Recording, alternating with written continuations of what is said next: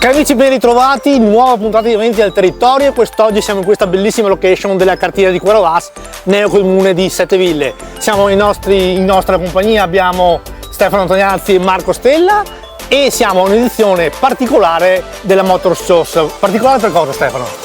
Particolare perché è il primo Summer Shows, è un evento nuovo che abbiamo creato.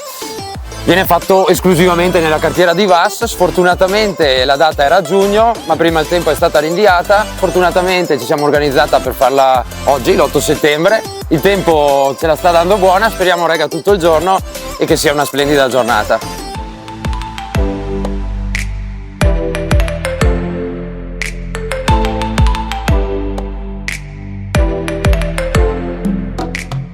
E sicuramente sarà una splendida giornata perché Marco adesso ci racconterà come si svolge questa bellissima manifestazione. La manifestazione, come gli scorsi anni, prevede un raduno di auto storiche e sportive e quest'anno ci saranno, oltre al solito evento raduno, ci sarà anche parecchi stand espositivi. Abbiamo provato questa formula nuova e poi il giro sarà un giro di circa un'oretta per spezzare, e la presenza di Tonino, pizzeria di Tonino, e un food truck che quindi proporrà da mangiare pizze e panini per rimanere tutto quanto, per fare l'evento completamente qui in cartiera.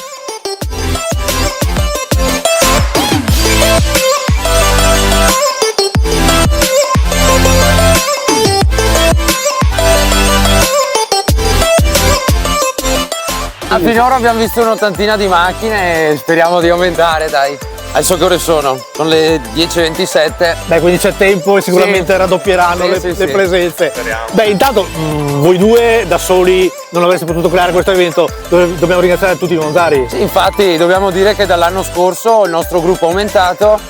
Abbiamo iniziato nel 2018, eravamo in 5, per ora nel 2024 siamo arrivati a 10 persone.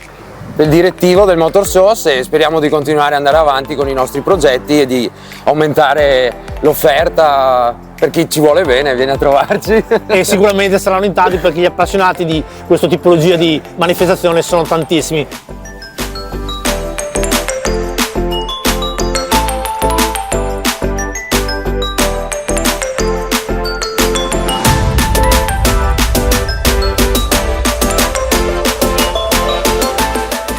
Marco, Stefano, intanto vi ringraziamo tantissimo. Grazie a voi. E diamo un appuntamento a tutti i telespettatori, perché ormai questo se lo sono persi, per la prossima edizione. Certo, vi consiglio di seguire la nostra pagina su Instagram e su Facebook per rimanere aggiornati con tutti i nostri eventi, e vi aspettiamo. E quindi, come avete visto, questa è una bellissima giornata.